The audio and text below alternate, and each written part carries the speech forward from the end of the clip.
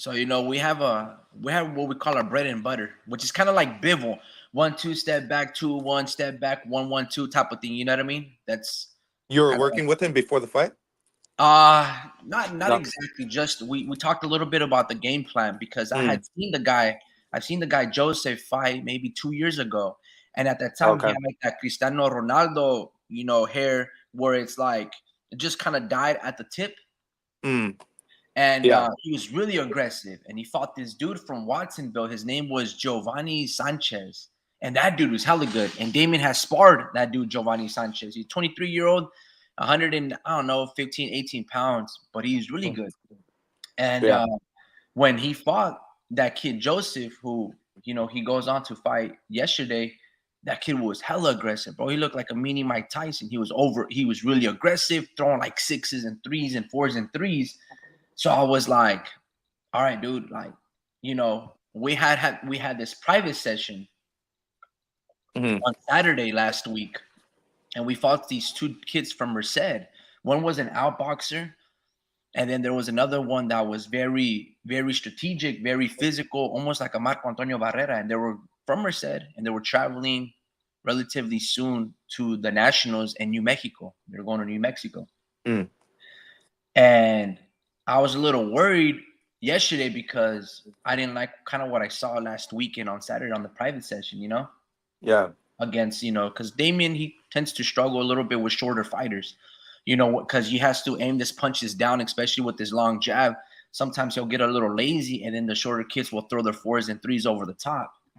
Yeah. Anyway, yesterday he went back to our bread and butter, which is kind of fighting tall, using your high feints, 1 2s, kind of like what you see right then and there in the picture. Yeah. Hmm. And then we just got to really work on our inside grappling game, because then they'll clinch like that, and then he does a good job of evading, but sometimes they'll just clinch and it'll get really like a wrestling tactic, because the Hmm. short guy's gonna come in, and then we have to hold our ground too. But I want to like just so to answer your question, I thought he did pretty good. I would give him like like a C plus, B minus, because there's a lot of stuff to work on, Hmm. but the kid just couldn't get around Mo's jab, and the kid's Hmm. been calling for Mo.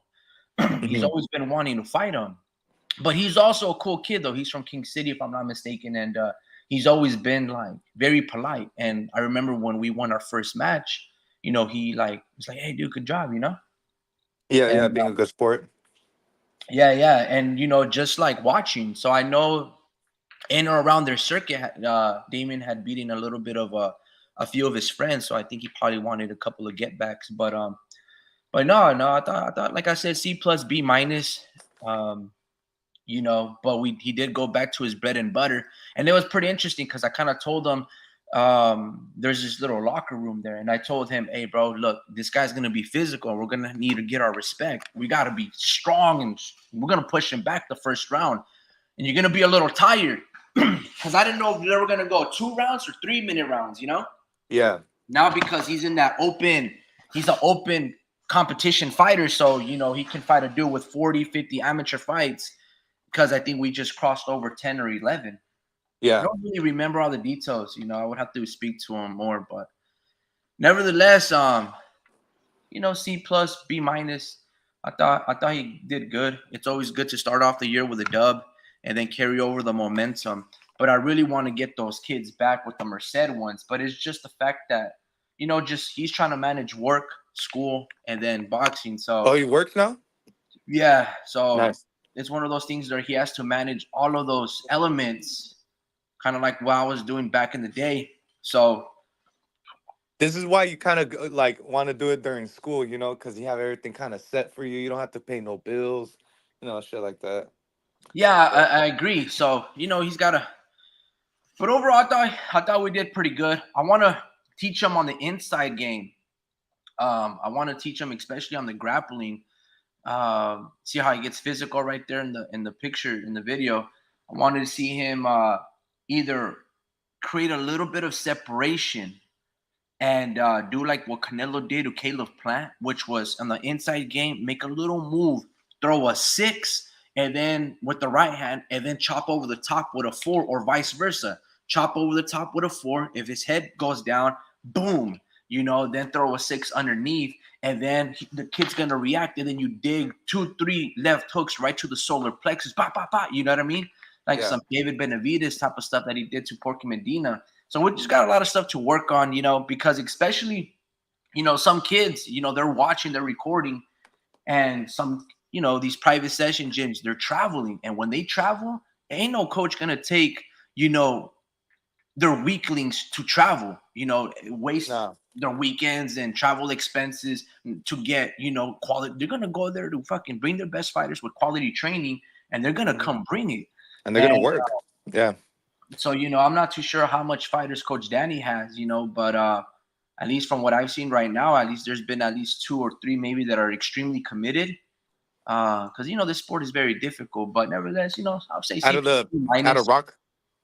Yeah, at the Rock. I haven't really been going, so I don't really know too much of the talent pool. Yeah. Well, I've been checking. I've been going not as consistently. I haven't gone like in 2 weeks, but yeah, I do know they got some kids that are like pretty committed, but uh I think what's important is like them making it through high school and continuing the sport because they kind of fizzle out and they lose the passion, like because they've been doing it for so long. But yeah, it's like shit like that. Right now, Damien or Mo, uh, Or sorry, whatever you want to call him, my bad. Mozinski. Not me The because I'm last eating. long of the Vargas lineage of the Fernando Vargas sons. Nah, Not because I'm I'm eating right now. oh, okay, yeah, yeah, Nah, yeah, but I was choking on chips. But right now is the hard part. Like that he if he can get through it, because he's getting to his man strength, and he's working right now, and yeah, he's been doing it long enough to, to be able to like learn the sport and shit, and it looks like he's actually been improving a lot, so yeah, it's good to see. I seen the video. Um, yeah, it looks like he kind of looked experienced against him, like he kind of knew what he was bringing, but yeah, yeah, I heard you guys like jab jab, and it's like one of those things where you have to like tell them like you have to like jab when I tell you to jab type of shit, and right yeah. like it's different when you're in the fight, because you're kind of hearing all bunch of shit, but it's literally like jab when they tell you to jab because they were just standing there, you Yeah, know. there's those moments where yeah, I agree. I know what you're Yeah, saying. Yep, yep, yep. yeah, but it was good. It was good to see. He looks Yeah, I pretty good. agree, man. I mean, for me, you were talking about his man strength. It's one of the things that he hits hard, but Yeah, sometimes um, he doesn't really know how to maximize the proper punch. You know, yeah, he's got the long arms, he's got the height. So, bones and the length, they travel a distance, but it sometimes instead of throwing like a hard 1-2 or a slip 2-1, it'll be like I'm not gonna say the terms and that they and use, maybe but that have. they'll throw like a 1-4 extremely hard, and you'll waste a lot of energy throwing those long Mm, fours and threes. And it's yeah. like, oh, bro, if you shorten those shots and Hmm. throw the long 1-2s and the 2-1s, you'll be solid. But Yeah, I think it just comes with IQ, and then yeah, recognizing patterns and positioning, especially positioning. But if he just continues to drill, maybe at age 22, if he still has it 4 more years down the road, I think age 22 I think he'll be ready to go to Mexico and fight, bro. yeah, yeah. But I would. again, maybe he accelerates it and it's at 20, but, just be patient. You don't really want to like Yeah, go I in was there gonna. and step into the lion's den in Mexico and fight some badass Mexicans that are hella good and Yeah, tough as nails, and boom, you run into a fucking Venado Lopez and whoo. yeah, a hard hitter like that. It's like fuck. But Dude. I was gonna. I was gonna say too. Like he needs to like maybe like switch up the speeds of his combinations, and then come with one fucking full fledged right. A two. Like with full strength. Like just kind of half ass, not half ass, but like the speed needs to be half Yeah. the speed you usually go at, and then boom, then go at full speed, you know. And I see like a lot of the same speed with him, Oh, But it's true. Yeah, I agree. So that's why I always tell him to feint just so he can offset the rhythm. But yeah, no, you're yeah, good. You're right. You should touch, and then boom, boom, boom, boom, boom. Have yeah, urgency, then touch, poke. Yeah, for sure. especially on the inside game. Yeah. It's not all the time that you're gonna be able to throw hard punches, and sometimes you don't want to throw punches that are even going to land. It's just mostly to get a reaction out of the other dude and to see what kind of movement. Si se agacha, like, does he stay low? Does he slip? Does he roll? Does he go with a high guard? And sometimes you want to throw, just you can't just leave a stiff arm out there. But if you paw the jab and just to see what the guy does, then boom, boom, boom, boom, boom. But yeah, for sure, man. No, there's a lot of the tricks of the trade that I think he can incorporate. It's just, all right, let's start piecing it together, start thinking, especially. So I feel like in this particular fighter, again, I've seen him. We were pretty nervous, bro, because I'm not even lying to you. We were nervous after, like, before the fight even started, because again, I'd seen this kid, and this kid, like, he's a little road warrior. He'll travel out to like King City gyms, San Jose gyms. He'll go to the Ruben Villa camp, and he's just getting all this work. So we were thinking to ourselves, like, fuck, dude, it's gonna be tough, Yeah. But I don't feel like we had to really get out of plan number one, because he just couldn't get away from the jab. Yeah. If he just doubled up, and how he said yesterday is like, if I just doubled up or tripled up my jab, bro, they were just going to land. But yeah, no, kid had a good punches. Just I felt like I would like to see them run it back again, maybe like 2-3 fights later down the road. But yeah, no, it was pretty good, bro. Yeah, like a C plus B minus. You feel me? Yeah. Yeah. It would have been an A minus if we have that little understanding of the clinch game and the punch selection on the inside with the body punches. Because if you see, he throws the shots over the top and he catches us like those, boom, boom. Even though that wasn't the inside. But yeah, nevertheless, man, that was pretty good. It was fun. Let me ask you this, bro. Did you watch any of the fights over the weekend? I was watching them all, bro. I had money on the line, and I lost it all. Same, dude. Same. I lost it all. But okay, yeah, man. Where do you want to start? Where do you want to start? Because I watched the whole thing. The one that hurt me a little bit was Alejandro Santiago and Junto Nakatani. Oh, I didn't watch that. I watched the zone fights. Oh, okay, yeah. So I guess we'll start with the ESPN one. So that I think it was on ESPN. I'm not exactly. Yeah, sure. it was. It was at like Friday, Saturday, really early. Midnight, like 5 a.m. type of stuff. No, it was like 1 a.m. or something. Whoa. So I didn't watch it because I was under the impression that I was gonna take this kid over to the weigh-in, for the Saturday fights. Kid drove himself. But anyway, I was up, but I was fatigued and lack of sleep. But anyway, I didn't watch the Junto Nakatani fight. I watched it just actually this morning. It's on YouTube, and you just type in the name, and it's like in Japanese, Japanese uploader named Taco. Taco. But nevertheless, man, I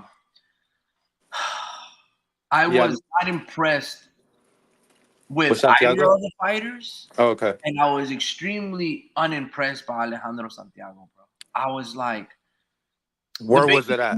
He didn't really understand his range. And what I mean by that, especially from a defensive standpoint, I liked his punch placement and his punch selection. When you're a shorter fighter by 5 or 6 inches, I understand that you're going to have to overcome that the whole fight, and it's not going to be easy, because if you go under recklessly, you're going to get time coming in through body shots or head shots or hooks. So I understand it's not easy, but he did a good job being patient and fighting in his moments. But this is what I was having, and I was being disgusted with. From a defensive retreating standpoint, Alejandro, he would throw his shots and then back up. And when he would back up basically in the center line, but he would back up lifting himself up on a straight line.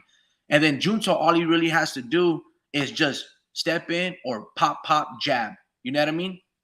And while Alejandro thinks he's out of his range, he was failing to understand that he's still in Junto's range. So just because you're out of range because you have short arms doesn't mean the other guy that's much taller, he can still maximize, and now you're giving him full length. The whole fight, it wasn't like Junto was neutralizing. No, it was just Alejandro was fighting at Junto's range. And again, I'm not saying you got to be Sean Porter for 36 minutes on the inside all the time. No, sometimes it's not possible, because the other guy is also an undefeated knockout champion artist, with all the upside from a genetic standpoint. But You have to you smother your shots or have a high guard. You can't lift yourself like this, bro. And it was really frustrating. And I was like, man, it's only a matter of time before he gets knocked out by like some straight punches. Eventually, it happened in the sixth round. But I'm gonna show you the difference. I'll try to mute it just so you can compare and contrast what I mean. So he'll pop Uh-huh. himself, boom, straight line, backing up, right? He'll come back and center a nice punch, nice lead twist, what you're supposed to do. Mm. So I'm telling you, he has the proper punch selection, right? But when he gets pushed back or when he shoots his shots and he gets pushed back, Alejandro, it's in a straight line, which is a straight line for Junto's 1-2. Eventually he starts doing this the whole night from like the first round, eventually catches him up in the sixth round. Whereas in this fight, Eduardo Vasquez from Fort Worth, Texas, when he fought Joe Cordina, he fought completely different. Like you can see when Joe Cordina is pressing forward with hard shots and action. Look how Mm. Eduardo Vasquez is moving backwards, but not just down the center line. He's not Hmm. resetting. It's either a little pivot or he's slipping left to right, and he'll even go low. Watch this. Those are little small L steps retreating back. Yeah. Let me mute this. And he's almost circling, and then it allows Cordina to basically get off footed, and then boom, pops a jab. Yeah. And you Just see, look great how he's timing. slipping, and look at that boom, and he allows for a forward. And look, he's old boy Santiago wasn't doing that. And I was like, come on, bro, what are you doing? And then Yeah. when he gets dropped in the sixth round, bro, he's not even blocking his face. He just has it right there exposed, his face open, and boom. And yeah, man, I was a little, I didn't put too much money because I knew I'm a fan of Junto. I like Junto Nakatanya. I've been calling him like the Sergio Maravilla. He's got a good athleticism and power, but I put a little bit of money on Alejandro just because the odds were good. And I'm like, bro, he's a champion. He's got good resume. He's got, experience. So Yeah. I've been able to carry over. But man, all those tattoos for nothing, bro. Yeah. Yeah, Nah, man. I'm just fucking around, man. I didn't get to watch that fight. I was actually rewatching the card, but it was like I was rewatching on ESPN Plus, and I was actually just watching the Inoue's brother, Yeah. Is Takuma he or his whatever. brother? Takuma? Yeah, that's his brother. No shit. Yeah, because he was Inoue was walking with his belt in the entrance. So Nice. yeah, so I seen that and I was like, okay. And he actually is good. He's actually pretty good, but you can tell like he ain't Noya, like he's similar, like the way his style and the way he actually throws all of his combination, even his combination punches, like it's exactly the same, but it's just he just doesn't have that dog in him, he gets hit too much, and in a way kind of his offense is his defense, but that and he's good though. Like don't Yeah. get me wrong, Inoue's just that good. Anoya, that is. I forget Takuna. That's his name. Yeah. I think I'm getting. Yeah, and he's good. Don't get me wrong. He's Let pretty me good. ask you, He's still a threat. is he the one that was fighting the Filipino Jerwin Anjajas? Yeah, yeah, Oh, okay, okay. yeah. So I know that guy came to fight too. Yeah, So he's that's how good. I I, knew. I, I like Jerwin. Yeah, that's how I knew he was good because he actually, I think he knocked him out. So Damn. yeah, yeah. So he's good. Oh, He's all these tier badass Japanese fighters, bro, are coming they up. promoted by that dude Honda? They're what? Are They're they promoted all by that dude Honda that used to promote yeah, Jorge Linares? yeah, Yeah? yep. They're all promoted by the same guy.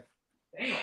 Yeah, so they got money, bro. I mean, they're coming up, and they have a big amateur system that's coming up, and they have a lot of talent that's coming up, and it really has to do with Inoue, right? And also like they see dudes like they've been seeing dudes like Jorge Linares, but I did study on my Japanese boxing, bro, and Japanese boxers have been around. They've been good.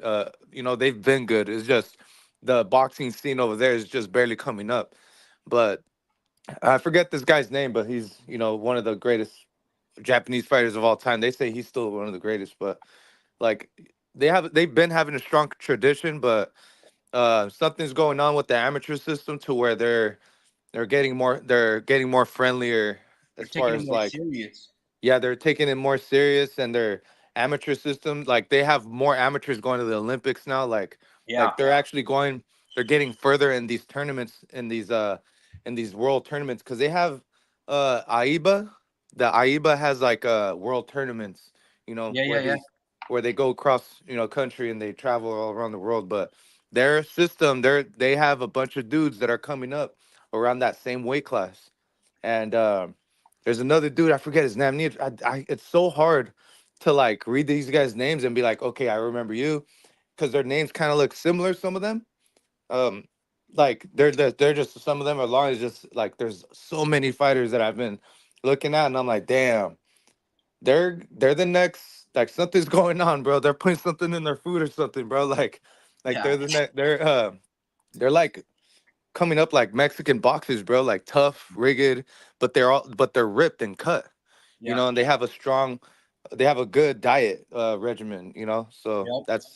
that's just the way they eat. A lot like Filipinos, just rice, chicken, fucking vegetables, a lot of that shit. Yeah, But absolutely, man. They're very disciplined, bro. So, hmm from a nutritional diet standpoint, and now, I think that's one of the things with Jorge Linares is I feel like a lot of those Japanese fighters, especially the ones coming up, I think they picked the brain of Jorge Linares a lot, hmm and he was teaching a lot of these fighters. Same like Manny Pacquiao, like these Japanese culture, they're very intelligent. They're it's quality from everything that they do. It's quality. Movies, anime, video games, technology. It's fantastic, bro. And nevertheless, man, yeah, even from obviously because they tend to be short, like Mexicans and stuff like that. They don't really get the popular sports. Like, oh, you don't really see that much of a Japanese in basketball, or whatever. It's like you have to be, even though the Los Angeles Lakers has a Japanese player, it's pretty good. But nevertheless, man, yeah, they've always been really good, very crafty, and they take their sports very serious because even in football, not too long ago, like 2, 3 years back, I think they placed in the top four, and they played extremely well. I don't want to, talk soccer so much, but no, they're fantastic, man. But yeah, dude, and one of the things that I love about at least their fighters, they don't try to have one style, you know. Like Junto Nakatani fights completely different from Naoya Inoue, you know, and hmm a lot of the rest of the other fighters, they don't fight the same. The punch selection, the punch placement, southpaw orthodox, whatever it is that you are, they just yeah, enhance that, and they're it's really great, man. They're very, like, it's they're fantastic. switching it up. Every single one of them fight differently, Yeah, and it's and they great, man. So it's not. Yeah, bro. I like what I see over there, and hopefully a lot of them cross over. I don't know if they'll have that same Manny Pacquiao appeal, but they have the Manny Pacquiao esque like talent. I don't know yeah. how far Naoya Inoue will be able to carry over in terms of what the biggest weight class that you can go to. Um, but I'm just Well, gonna enjoy the ride when they're here. I think Filipinos are like half Japanese, half Mexican, bro, or something like that. Oh, I don't They know. got Latin. They definitely got Latin in them, and then something tells me that they have like some Japanese in them. Yeah, But because isn't like Filipino people they got conquered by like yeah, Catholics too? yeah, because they have Similar. some of them have Spanish last names. Mm-hmm. Like I know a dude named Paul Iglesias. He's from the Philippines, and Yeah, he's yeah, dude. Like it's crazy, and they know some of them know Spanish. They know some of our language. yeah, So it's a trip. Some of their shit is like Latin root or something like that. But anyways, yeah, they're coming up, man. That area, they have a lot of fighters, man, and it's good to see. I like when just really everywhere, man. Like you see in Australia, um, yeah. Australia has a good little boxing scene too. At least the yeah, ones that get to make it, like the Sam Goodmans and yeah, even ferocious George Cambosis and hmm Leon Paro, the ones that do cross over the Maloney Bros, they're oh really yeah, good, man. So yeah. as long as there's more boxing from a global standpoint, I'm all for it, bro. hmm Did Let you me ask watch? you this, man. Go ahead. Were you impressed by Edgar Berlanga, man? No, Why not? um, no, but I was content. Like he didn't. he hasn't really been declining. You can tell he's just going up in challenge, you know. And this guy, I seen this guy's resume, and he's actually he has fights in once at 175, and he has knockouts at 175.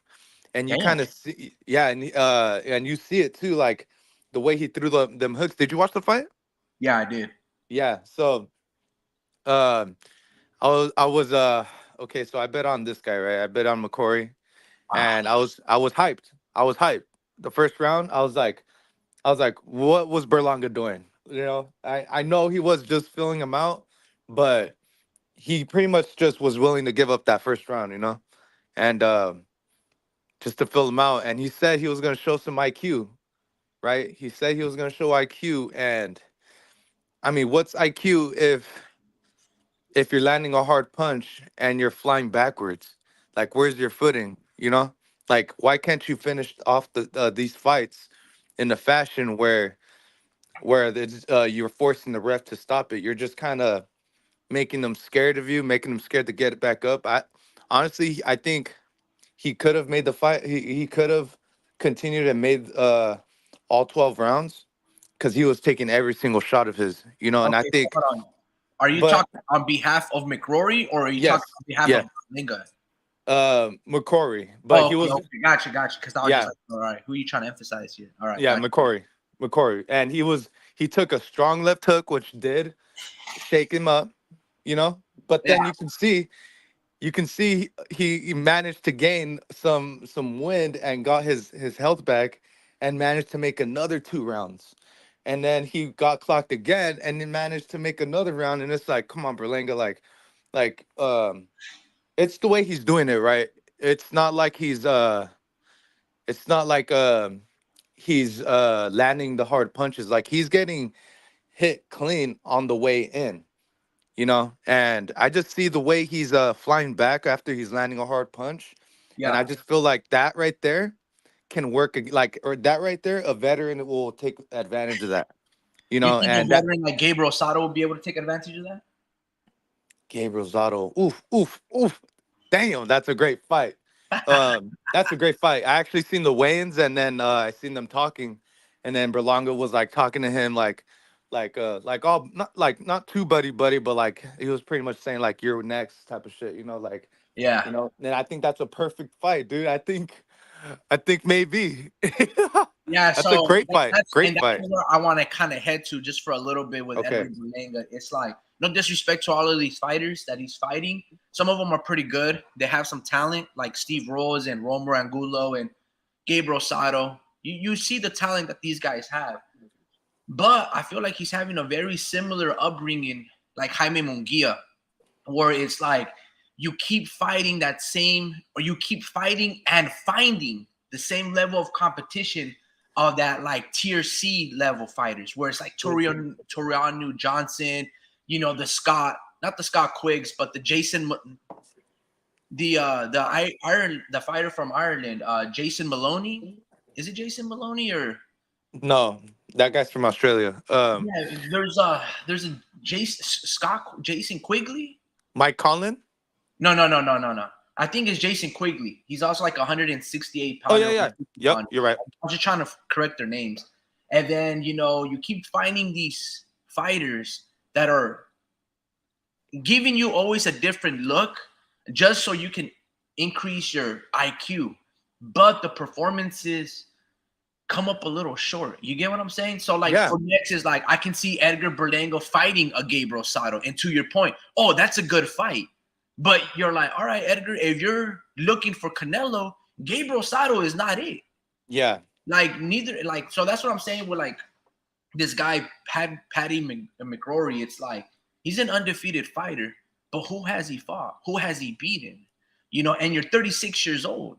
Sure, you're undefeated. Salute to you. I know that's not easy, especially when you started pro relatively late in your professional career. I think they said at 27, 28 years old. But unless you have a deep amateur experience fighting top quality fighters with top quality sparring, then I'm going to be like, you're going to get knocked out. So that's where yeah. I was able to kind of break even with that KO because I put a little bit of money on Berlanga. for the KO. I was a little skeptical at first. I didn't know he was gonna get it, but he finally did.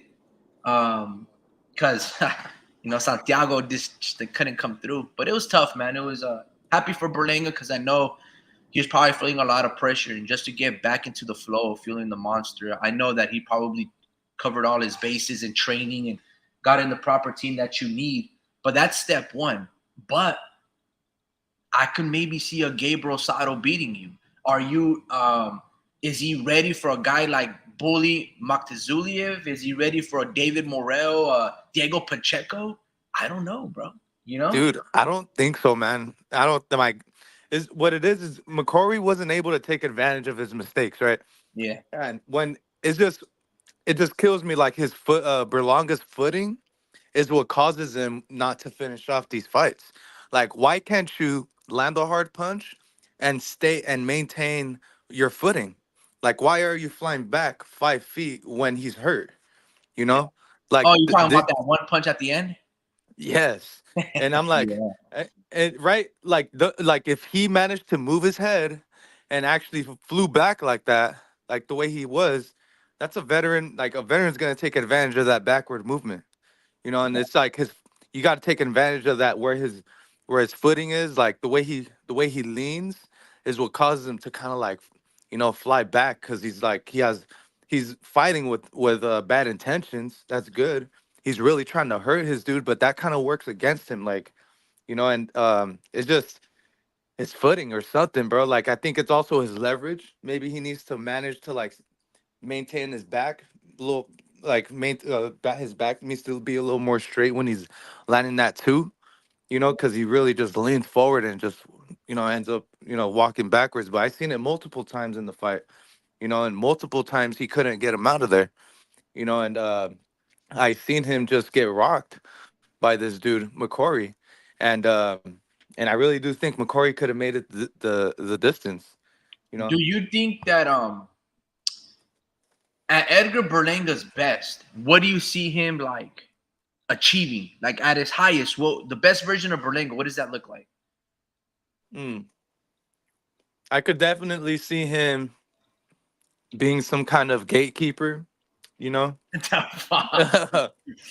Why? What do you mean by that, bro? That's horrible, huh? Nah, I didn't mean Nah, that. I mean, there's nothing wrong with being a gatekeeper, bro, because it's like Because a he's Gabriel powerful. Sato is a gatekeeper, and if you get past the Gabriel Sato test, he's gonna give you a good fight. Like if I ever see Gabriel Sato on the undercard, I know I at least got myself one good fight, either a Yeah. one-sided beating, but I'm gonna see a lot of heart.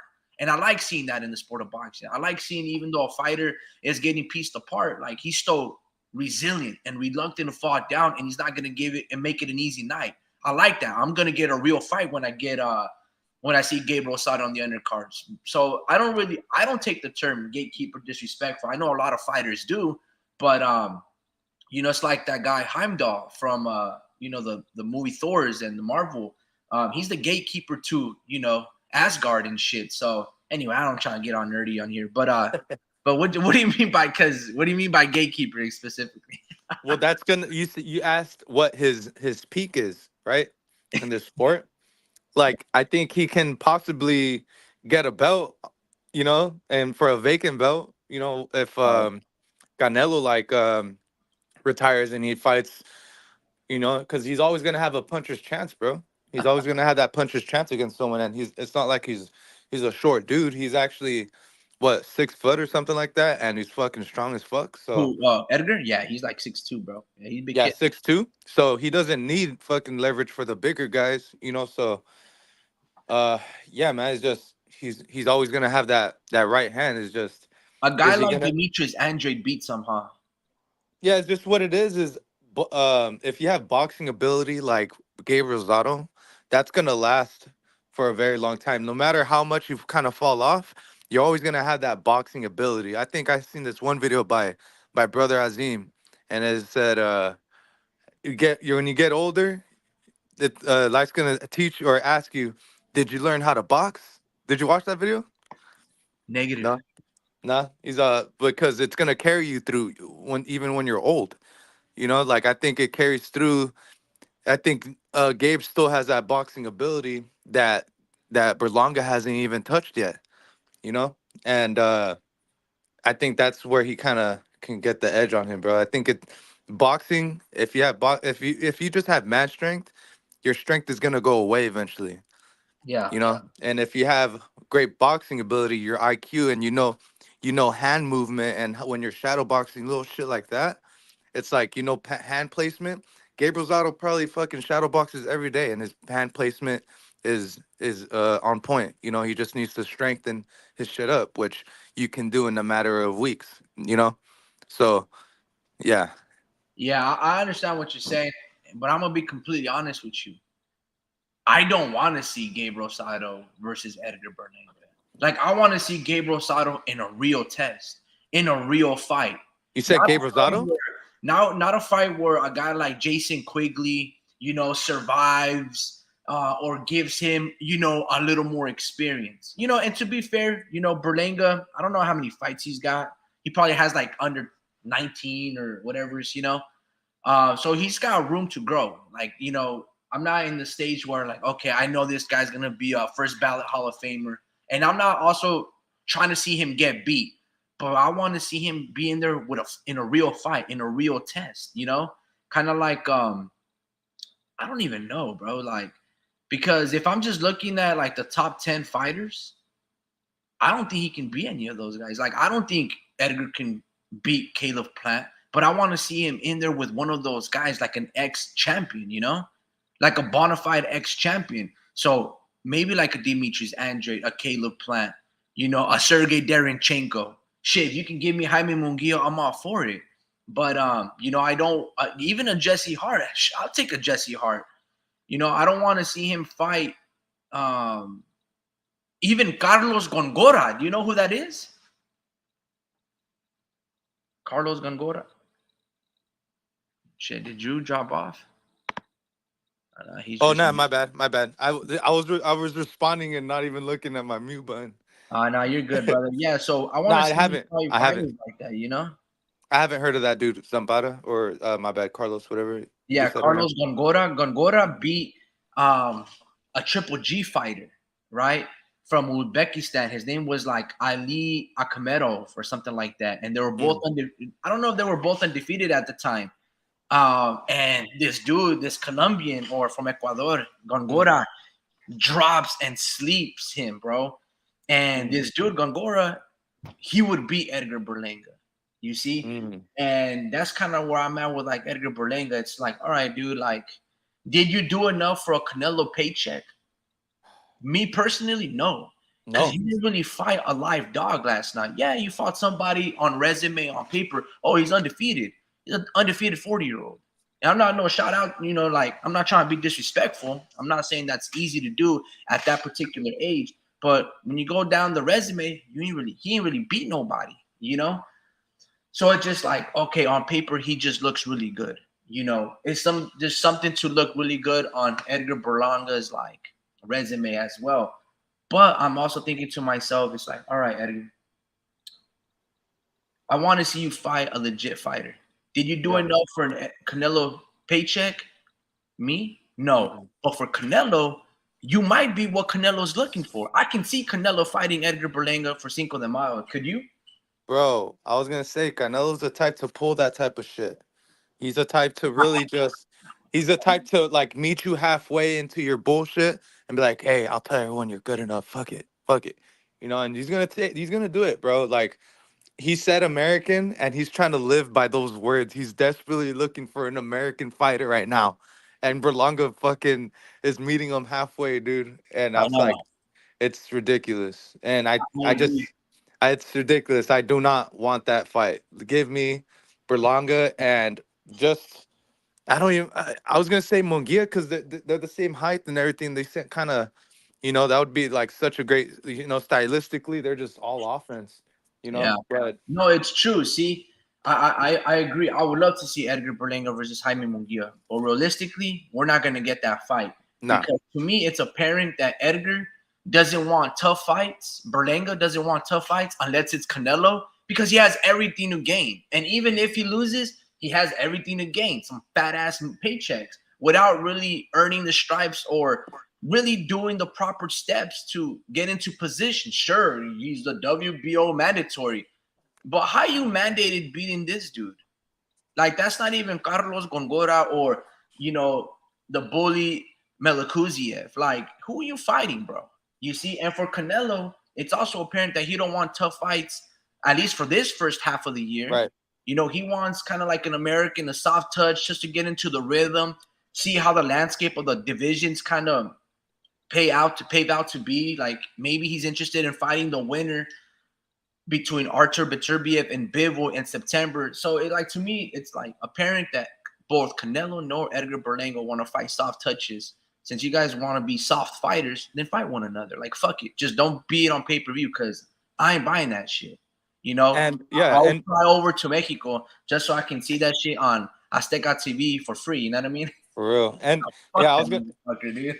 Yeah, no, yeah, it's gonna be some BS. Like, I was gonna ask you one question, bro. Like, uh, do you see that fight happening on May 5th or May Between him the? and Berlanga? No, Berlanga and Canelo. Would it be too fast of a turnaround for Berlanga to fight in May? Nah, you got March, April, going to May. 10 months. That's 10 weeks. I mean, Perfect momentum. I don't think I think he might have had a little blemish or a cut on his right side of his face, but nah, bro. 10 weeks. That's 10 weeks away. Yeah, I think that's more than enough time. If Edgar's gonna be as sharp, if he wants a minimum of $5 million paycheck, you take that fight, no questions asked. What weight, what date, I'm there. Period. If you're Berlanga. If I'm Berlanga, like you gotta be like Andy Ruiz when he was like a last minute replacement for Joshua. Boom, I'm taking it. Yeah, yeah, we're saying all that, like, like we don't want that fight, but if we're Belonga, it's like, bro, obviously, like this is why we understand what you're doing. Like, you're gonna take that shit and change your fucking family's life. And that's pretty much what it's all about. So I do not want that fight, bro. And that's what sucks. Canelo's just desperately looking for a fucking opponent, bro, and the worst one is obviously Crawford for me. That's the worst fight to be made uh for Canelo. And then honestly, after that, it's like Charlo. That's the second fight I don't want. And after that, it's fucking Berlanga. And I don't want that either. And it's like I would take Munguia after that, and then I'll take obviously Benavidez number one. But it's like, bro, this is getting ridiculous because he legit did what he technically needed to do and become a mandatory Yeah. and put himself in position. But it's not gonna look good for Belonga, bro. He's gonna What get about clocked. we got Terrence Bud Crawford versus Edgar Berlanga? Dude, that one Bud got me would torn. now That that's a fight that Bud yeah, would win. yeah, I know, dude. Because stylistically, bro, I think he's just there to get hit, and then Bud is just gonna play that defense role, and he's just gonna out IQ him, bro. Like he's gonna be the one showing crazy IQ, you know, you know, No. because that's what Berlanga. That's what got me right there. Uh, Berlanga said, I'm gonna show crazy IQ. Did you hear about that? Yeah, he did. Yeah, I'm gonna show crazy IQ. If anything, bro, like he just out physicaled him. You know, he just out physicaled him, and he did show a jab. He did show a great jab, but I mean, Wait, he didn't Berlanga showed a great jab? I don't think so. a jab. I said, Oh, a jab. Okay. yeah, he showed a jab, and that's a step. Like that's the first step. To setting it up. It's just it's teachable, but it's like, where was it at last night? And were you afraid of something that he was obviously afraid of the right hand, but were you afraid that you didn't prepare enough for that? So Yeah. that's what it is with me. Like, where was IQ at? He Yeah, I didn't feel set nothing up. But yeah, I watched the rest of the fights before that. Um, if you wanted to talk about that, did you watch them or no? Just the Berlanga fight? Yeah, man. I had a long day. Then I had to edit a couple of videos. Oh, So okay. I didn't get to watch the preliminaries or the undercard. Just went straight to the main event. I might have missed the first round of Edgar Berlanga, and I think I caught up onto the second and the third and above Mm. from there on. You know. Yeah, yeah. But honestly, man, I wasn't really too excited about watching Edgar Berlanga. Again, I'm not trying to shit on his KO performance, but I was kind of kind of like I was saying with Jaime Munguia. They keep finding these fighters that are not they're underneath that test, you know, where it's like a guy like Sergey Derenchenko will surprise these fighters, but you know that's one out of every 10 fights, right? Like Jaime Munguia has been fighting the Saram Ali's, the Jim Kellys of the world, you know, the Scott Quigley's, the Shane Mosley Juniors of the world, and it's like, bro, how many of these guys can you keep finding, you know? And Mm. it's just like fight a legit dude. Same thing with David Benavidez. It was like you keep finding the Kyron Davis, the Ronald Ellis, crafty veterans, crafty fighters, but where's the real test? You Not see? only that, and then And you show don't me that you. really have that on the resume. And maybe now Alexander Vozdik is that test. And I think he will be. But I'm like, all right, Jaime, I need to see that real test, bro. You know, not an aging fighter, even though, you know, same thing with David, you know, Volstick is aging. It's like, when is that prime fighter that you guys are gonna fight? Cause like you guys ain't really fighting that dude yet, you know? Yeah, And to be respectful and like, or at least take everything back in hindsight. David, it appears that he's trying to get those fights, right? But it's like there's a dude that keeps adamantly calling out your name, and David Morrell. If he's got 9 fights, so be him. A hungry fighter, right? A fighter that you know wants the respect, and he looks to have the goods. He's gonna come at you. I need you to fight the David Morrells of the world, David, and you still haven't been fighting those guys. exactly. Yeah, and Same he thing with just needs. Edgar Berlanga. It's like I know you have 22 wins, 17 by KOs, but go fight one of those top 15, top 20 fighters that are also looking to make the name, that are hungry, that their paychecks are barely cutting edge, or you know 3 4 months they're barely breaking bread even. Fight one of them dudes. And the reality is they're not, bro. And I'm a little sick of that 168 division. After Canelo, like these dudes aren't doing that hard work that weight class needs to, so you can be like, okay, I'm separating from these, tier two Mm. fighters. I'm tier one. You know what I mean? Yeah, and there's a lot that 168 talent pool is like is deep, bro, and you know the reason why it's so deep is because it's 168 in the UFC is actually welterweight, and I feel like well I've heard that a lot of people like in other countries go from like MMA to boxing a lot, so it's easier for them to make weight at that weight, um, but that's why it's so deep, bro, because it's like the median pool of where people walk around at, and it's easy to make that weight for most people in the world. But Yeah. but yeah, it's sad, bro. It's like fucking, it's frustrating. I seen a couple of interviews by uh with David Benavidez, and he just sounds fed up, bro. Like honestly, when he was quiet during the whole shenanigans with when Canelo said he wasn't gonna fight Crawford, he was gonna fight an American and all this. Yeah. Uh, and we're all suspecting, like hopefully it's Benavidez, and because his dad was so quiet, but I think his dad was so quiet.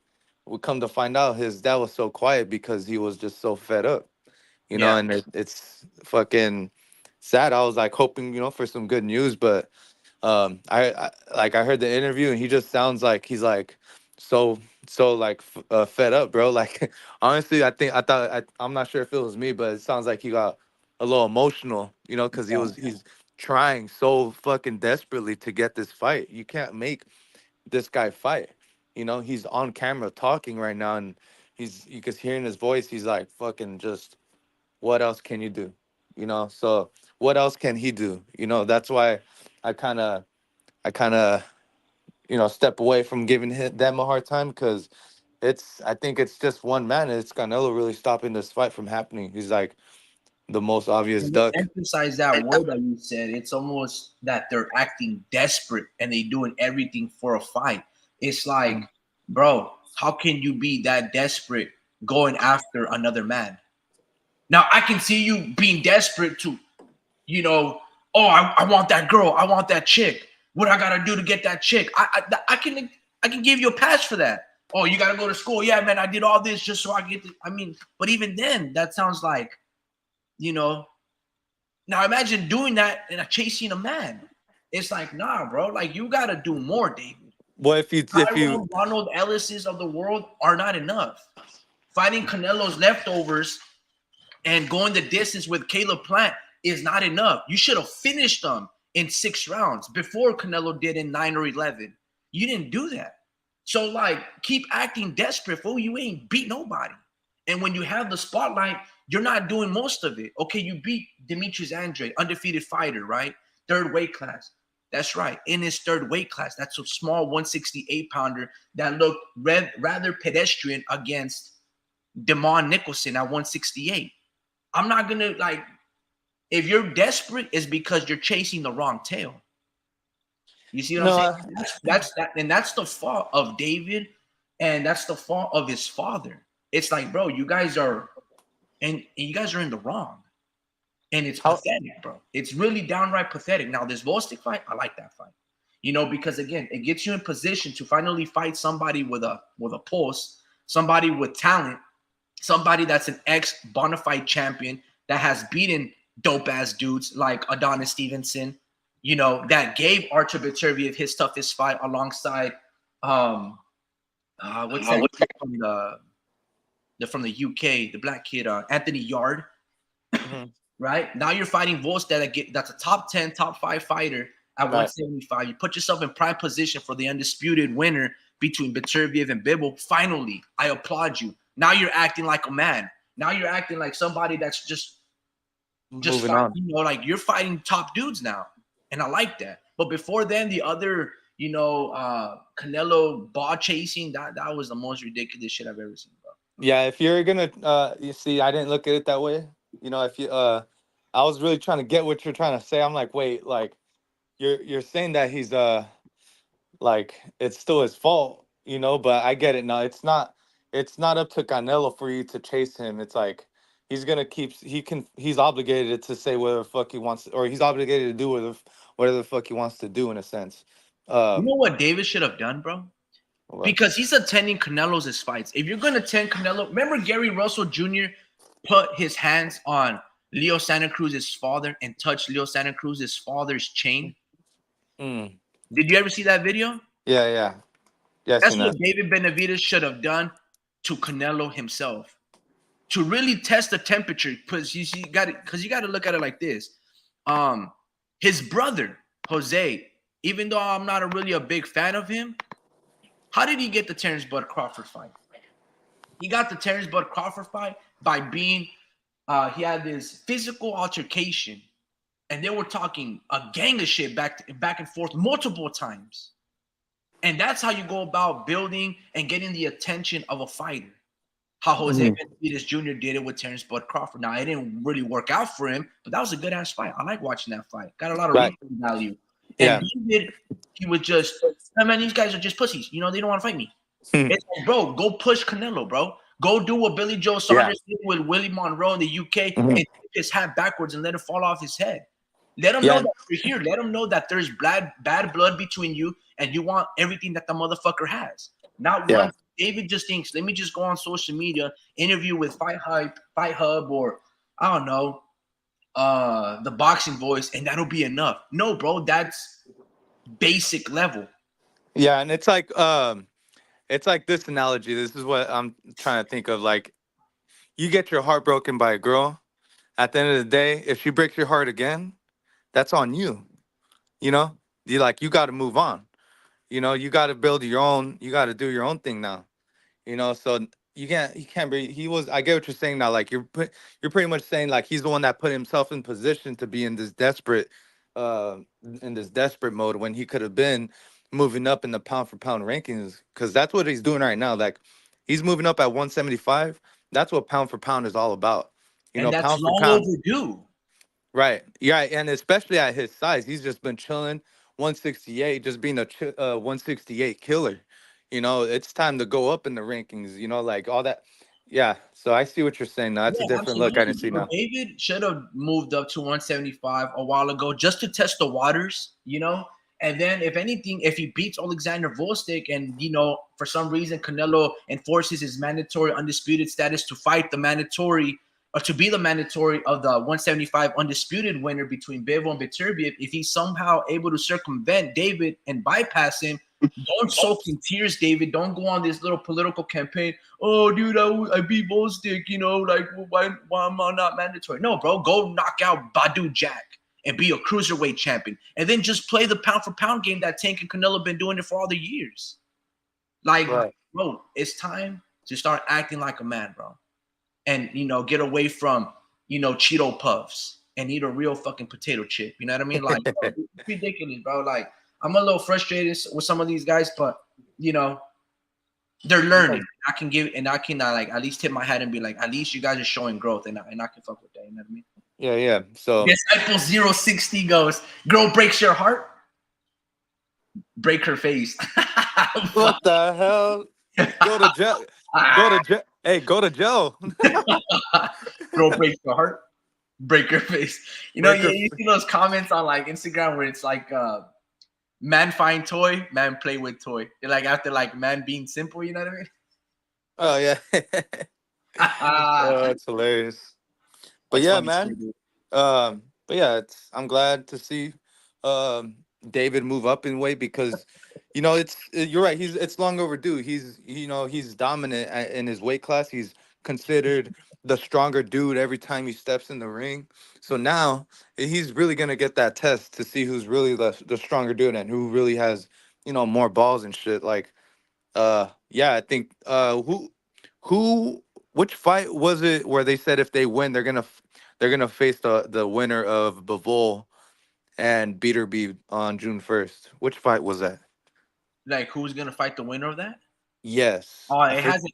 No one has stated that. Like, we're not even at that. Like, we can't Oh, even okay. really profess that right now because, I mean, that's just a hypothetical for the future. I don't really want to look too deep into that, but it could be like the winner between David and Volstick. It could also be Canelo. He can enforce his mandatory status at the lower weight class to moving up. Mm, Obviously, Beterbiev and Bivol are not going to say no to that. So yeah. if Canelo's 2024 year looks like this, let me fight Edgar Berlanga or a Jesse Hart in May, something soft just to keep, me sharp and me tuned up, give the fight fans a good fight. And then in September, I'm going to fight that winner of that fight. I'm like, all right, dude, like, fuck yeah, I'm with it. But if you're going to fight an Edgar Berlanga and then in September, you're going to fight like a Jaime Munguia for 100, like $200, nah, bro. I like why would I want to see that? Why would I want to respect that? You know what I mean? Yeah. I mean, they want to build up the whole Mexico, Puerto Rico versus Puerto Rico vibes. Yeah, I'm just not with that. They're different tier fighters. Um, we're just gonna see a different class in there, and you're gonna see a multiple of things from Canelo. High IQ and high. He might he might not even show IQ because he might just land flush on him, and just drop him. Like he ain't ready, bro. He got dropped by dudes like Lubin. So I mean, yeah, no, I'm not high on that. I was thinking about Lubin too. I was like, nah, he ain't gonna fight Lubin. Yeah, Lubin, I just like, want these fighters to be active, bro. I just want to see a lot of boxing this year, man. Just like yeah, understanding and just be active. I don't want to see you guys fight twice, bro. I want to see you guys fight 3 to 4 times, especially guys like Jaime Munguia, Edgar Berlanga. It's like if you guys are gonna keep fighting these fighters, what we call the recycled fighters, okay, just fight 3, 4, 5 times. mhm, I know it might sound a little unrealistic, but unrealistic to them, but not unrealistic to me. You'd be right, like, well, what do you mean? You're not taking the punches in the face, mhm, bro. It's just if you're cut from the same cloth of the legends of the past year, then that's what you're supposed to do. yeah, But exactly. let me ask you a question, bro, just to switch up the topic a little bit. For Yep. that NFL season, like they expanded the salary cap Oh yeah, What about by that? like 40 million. Yep. Mm-hmm. Who are they Yep. doing Yep. that for? They're doing that pretty much because like the NFL has made so much money, pretty much that the wages and all that they want to make it more. It's gonna keep going up, but it's part of the CBA agreement. the CBA agreement, like, I guess showed like how much the cap was going to be for like every single year of their contract, and this is part of their contract. So now they get availability to, like, more cap space, and they get to sign more players because due to the fact that they get the main reason why is because they get more slots. There's more roster slots, not more roster slots, but more practice squad slots. Don't give So me the political answer. Give me the real spiel, dude. yeah, there's more practice squad slots. Like, they doubled it. Nah, they did that so they can help Josh Allen and Justin Herbert because they're over the cap. They What the can't fuck? afford the players that they have, right? And the reason why they expanded to 40 to 50 million plus, also they can restructure these contracts and keep stacking the teams because they just can't. They're just so mediocre with all the talent that they have. Justin Herbert and Josh Allen, they still can't beat Patrick Mahomes. That's the reason why they did it. Nah, I mean, no, That's the reason there's why they did it. Don't give me that political answer, bro. That's the reason why they did it. They need Josh Allen to have another Stephon Diggs, wide receiver, tight end. They need Justin Herbert to be able to have Joey Bosa, Khalil Mack, Fred Warner, Derwin James, all of these dudes because they still can't get the job done and beat Patrick Mahomes, who he's been throwing the same ball to the same tight end for fucking 60 games, bro. boy, you tripping. That's the reason why they did that. Tripping. Because look, in baseball, check this out. In baseball, it's fucking the Wild West. Yankees can spend over $1 billion on a roster, so can the Dodgers. And then there's these in-between teams like the San Francisco Giants and the Boston Red Sox and Toronto Blue Jays and, Texas Rangers that, I'm not going to spend $1 billion, but I'll be close to it or, deal with under 500 million. And then there's teams like the Oakland A's that are just like, nah, I'm not gonna spend none of that. 100 million is what you're gonna, that and less. And then you have football that they could be playing like the Wild West, like baseball, where like, fuck it, dude. If you guys go bankrupt, you guys go get bankrupt, but at least you guys are chasing tail, like a World Series or a Super Bowl. That's the reason why they did it, bro. That's the truth on the reason. Because guys like, not saying guys like Jim Harbaugh, but teams like the LA Chargers had one of the most stacked teams. They're supposed to make that leap last year or past 2 years ago and didn't even make the fucking playoffs. And then you have guys like Josh Allen. Oh, this is a year. This is a year. And guess what? They still can't beat Patrick Mahomes. After Josh Allen cries and says, oh, like, bro, that's the reason why they did it. That's the reason why they did it, man. I mean, that's the way I look at it. It's not that they made so much money. They've been making so much money. They have so much money that they made, I don't know, Saturday football games. And they added an extra playoff game, an extra regular season game. And it's just like, damn, bro. I know you guys are really in with money. Yeah, no, Because you guys are tired of seeing Mahomes. But yeah, if you guys are so tired of seeing Mahomes win, well, then call the fucking holding plays. Because I got like fucking 30 plays that then holding the Niners every single time. The most penalized holding team, the Chiefs, does not get one holding penalty in the Super Bowl. Did they all of a sudden correct their flaw? No, they didn't. You who guys is they? call it. Who is they? Who is they? You is they. No. The they is the powers that be, bro. The referees, bro. Like, those motherfuckers, bro. I'm so salty, bro. Damn. So the CBA agreement is between the players and the actual NFL company. And then that's like CBA, like, they're pretty much, all these players are an army, right? They're trying to say, hey, this is how much we're gonna get paid, guys. And Yeah. then there's a guy that runs like the NFLPA. Usually it's like an active player, so he Yeah. can actually relate to the players. And then, like, I think remember they had an NFL shutdown, so Yeah. the NFL needed Tom Brady. But guess what? Tom Brady said, "No," like, or I mean, it's not Tom Brady saying this; it's the NFLPA. So they signed this contract that said, hey, by this year, the CBA agreement is going to go up by this year, or, like, salary cap's going to go up by this year.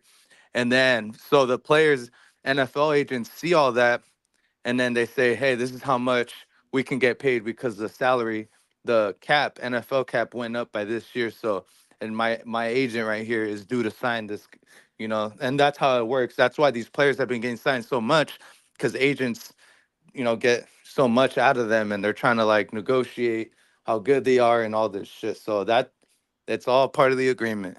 Like, Ah, yeah, in the NFL, yeah, they don't like say like, yeah, we need to be like, we needed to beat Tom Brady and all this. It's like they signed they're pretty much Tom Brady. I don't know. It's different. Like this, like nothing about it is scripted.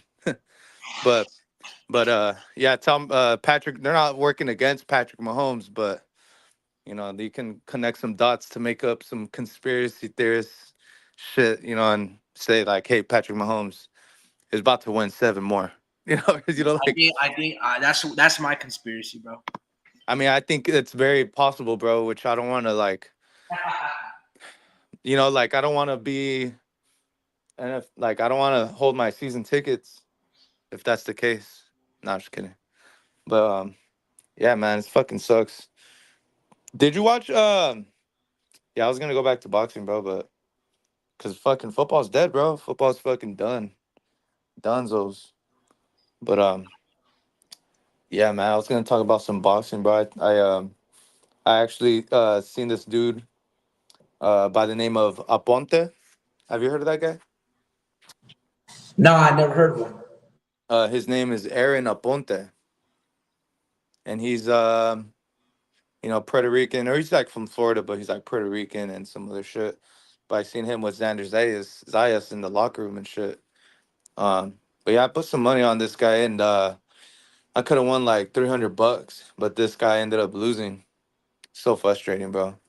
So frustrating. This guy Joseph Fernandez that he fought was 17-5, bro. And I'm like, bro, this guy was outclassing this dude, and he was a solar installer, the guy that he lost to. And I was like, fuck, dude, this guy's doing what I'm doing right now. Like in fucking boxing, and then he's like 30 something years old and shit. I'm like, fuck, and he fucked him up. Like, Damn.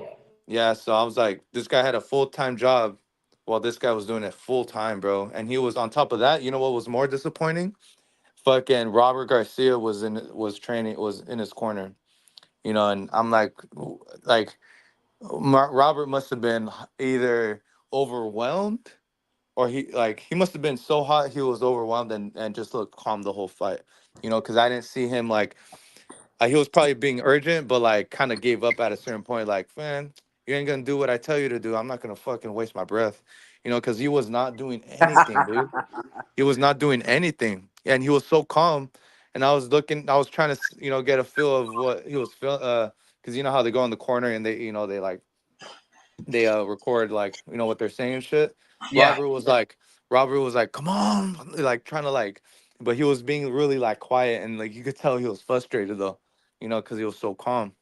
And yeah, man, it's just like he was just standing there not doing anything. I was like, dude, did you lay down for this fight? Like, did you try to make money on this fight? Like, come on, man. Like, it's crazy, bro. Like that Oponte fight, he looks jacked. He looks good. I forget what weight class he's in. I'm checking right now. 140. He's a 140 pounder, and he's like 5'10. Yeah. And he looks athletic. His name's Nice. Aaron Aponte, but I'm like, bro, like he looked promising, and then boom, he just kept getting hit with some shots, and I'm like, what the hell is going on? So that was disappointing. Just seeing that from Robert Garcia's guys. I'm not saying his guys are perfect or anything like that, but usually they don't just stand there to get hit, and True. uh, and he was just fucking doing that. So yeah, that was like the second to the first fight. That was the second fight on the card. Um, yeah, he was like he had one loss, so I should have known better.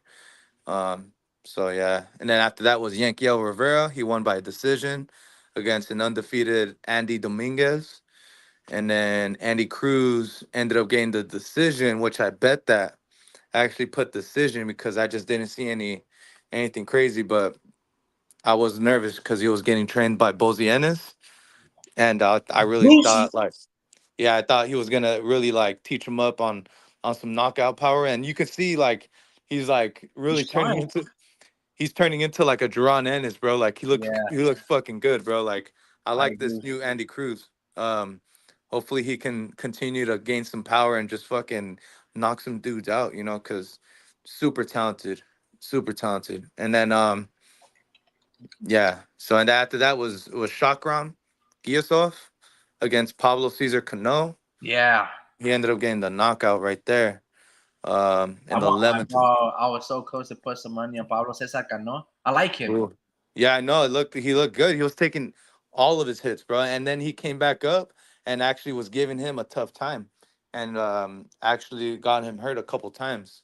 But Giasov, I seen some kind of telltales that told me that he could have lost this fight too, bro. Like I could Yeah. have seen him losing this fight. Well, I think Pablo Cesar Cano kind of injured his ankle or some shit, no? Yeah, he did. He Yeah. did. So if it Let me wasn't ask for you this, that, bro. yeah. Let me ask you a question, man. Well, couple questions. I'm just like a little sidebar, different from the. Maybe I should just tell you this personal, but What? I'm gonna call it. You been to a Warrior game, bro? Never ever. Uh, Never been. I'm gonna Why? go. When you going? Let me see. Let me see when were the tickets. March 22nd. I believe it's a Friday. And the Warriors will be playing the Pacers. I'm down. Yeah, sure, sure. Down. What's it called? I'll send you like the more details, like the screenshots of. Actually, if I can, I'll send it to you right Did now. you already get tickets? Yeah, Oh, you already got tickets? All yeah. right. Birthday weekend ish. Oh, okay. All right. Yeah. Let me know where you're at, and then hopefully I can get somewhere Hey, your near birthday you. already? Your birthday already passed? Yeah, it's in July, bro. It hasn't passed. Well, it passed last year. Shit. Yeah, well, like yeah, Yeah. But yeah, it's yeah, I'll be down. Fuck it. for I've been sure. trying to go bowling, but you're all busy and shit. Well, not Yeah, bowling. no, dude, it Pool. was like beginning of the year, dude. It was just a little chaotic. I was having like car problems, and I had to do like, man, dude, a lot of things with rear brakes, changing the rear axles, the wheel bearings on the rear tires because it kept making like this grinding, Damn. raspy noise. Then my spark plugs, it was like cylinder two is misfiring. Swapped out the spark plugs, ignition packs, alternator, Just get a oil. new car, bro. I had to do all this shit, dude. And Still not working? I had the help of my brothers and stuff, but nah, dude, it was a little chaotic. And so It's and working now? yeah, now it's working. I mean, even then it was still working, but it was just like, man, I'm trying to fine tune my little daily commuter. And Oh yeah. but yeah, no, so it's always just been a little problematic. And then I wanted to do sometime over like the weekend when we were talking about it, but one thing led to another, and then I don't know, man. I started getting off fatigue now. I don't know what it is, You but drinking? yeah, no, well, we'll get it soon, bro. We'll get it soon. You smoke weed now? Nah, nah, I don't. Oh, okay. Let me know if you do. For sure. Yeah, no. These are. I'm gonna send you the. We got. So I sent to you. It was section 113, and then you'll see the details there. But Oh, um, okay. but yeah, those are the ones that we grabbed. So let me know if you can find a seating.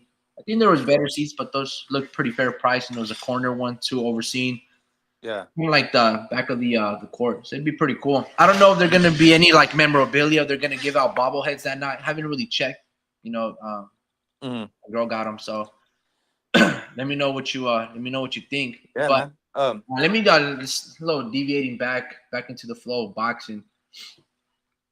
What did you think about that guy that Pablo Cesar Cano was fighting? That Giasev. I thought it looked pretty good. A Giasov, little rusty, but it looked all right. he looks pretty good, man. He looks trying to find the words like robotic. Like his punch placement, like when he throws punches, they're not like coming from an angle. They're like coming straight at you, like he's a real physical dude. You could tell he's strong as fuck.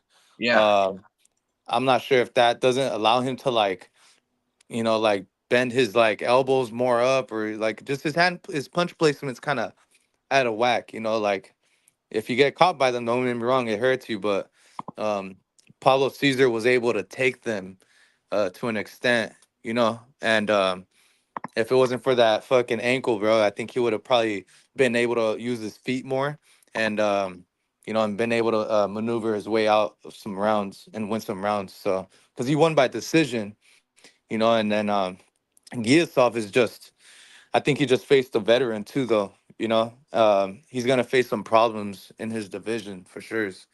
Yeah. Um, What is he? A so he's, welterweight, 140? What is he? I think he's a 140 pounder. I'm looking back right now. Giasov, because I know Pablo Caesar's been fucking everywhere. You know, 147, Okay, 147. yeah, So I was gonna say he did look pretty big, bro.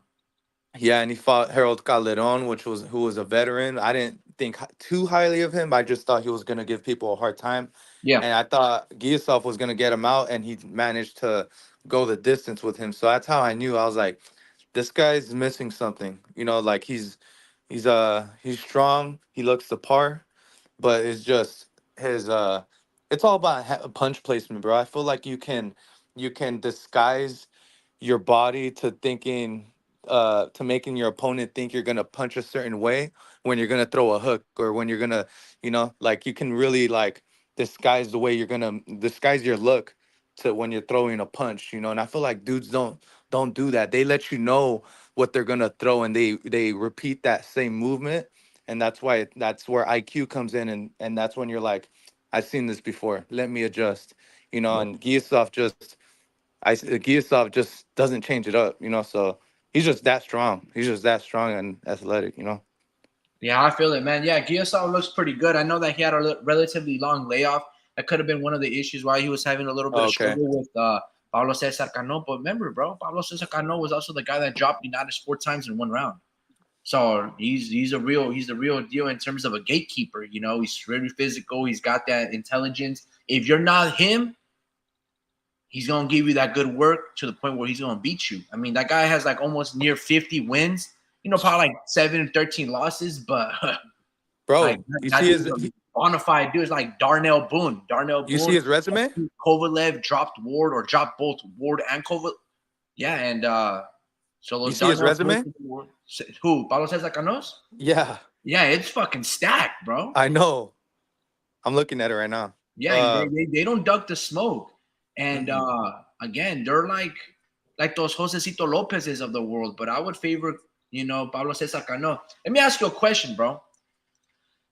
This upcoming month, you have Jake Paul. No, I'm just joking, bro. I'm not gonna talk about no Jake Paul. Fuck that shit. Hell no, I ain't gonna talk about no Hell Jake no. Paul, dude. I'll leave Fuck that that. for a Speed and his Misfits. I Now, know. but what do you know about Duke Reagan? Duke Reagan. I know a little something about him.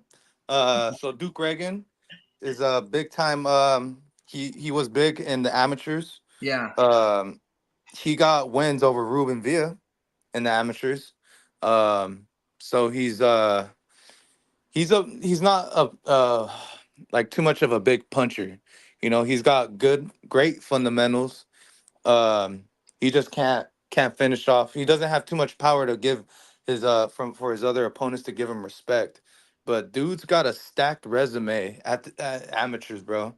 yeah. Um, yeah, he's good. He's short. So he only got so much room to like move up in weight because he already looks kind of big. Yeah, So I'm trying to find him right now in box rec. It's Duke Reagan, yeah, like R. like Ragan, Oh, Ragon. There we go. Ragan. Yeah, There we go. But yeah, no, he's good. No, like, he very few knockouts. I don't even think he has any. Um, yeah, I don't even think he has any. I'm looking right now. Yeah, just one knockout. But the thing is, with those Ohio fighters, they got a lot of heart, in a sense, where they push themselves during training, yeah. and like, they got a strong training regimen, and they're rich in boxing out there in Ohio. So he gets top notch sparring, out there, like, weekly. Very inactive. Oh, not inactive, he actually fought twice oh no, he fought once in October, and then had a whole year layoff. But he's not fighting bums, he's fighting dudes with winning records, just going the distance with them. Well, But I mean, he's got like 9 fights. yeah, Yeah, but he he ain't he really, his he ain't last really fight, fought nobody. You know what I mean? yeah, he has a year layoff before Yeah, that, before his last fight. But I mean, um, I think he's definitely got potential. Is just he's more of a It looks like he's more of a defensive fighter, though. Yeah. You know, and he try to utilize that. You know, so Yeah, no, it's then to, because the reason I bring him up, I'm not too sure if mm, they're signed with the Zone or Top Rank, but there's an upcoming card, and it's gonna be on the Luis Alberto Lopez undercard. So there's mm. guys like Troy Isley. He's gonna be fighting Marcos Hernandez. Troy Isley looks to be really good, bro. Yeah, There's I this seen guy him in named amateurs. Vladimir Hernandez. There's a Mexican named Vladimir. There's a Oh Mexican guy yeah, named Vladimir Hernandez, and he he got an beat upset. Trunk Simpson.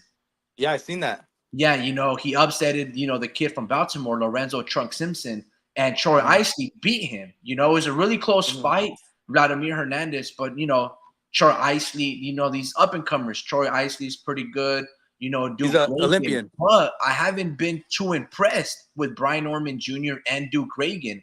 And Mm-hmm.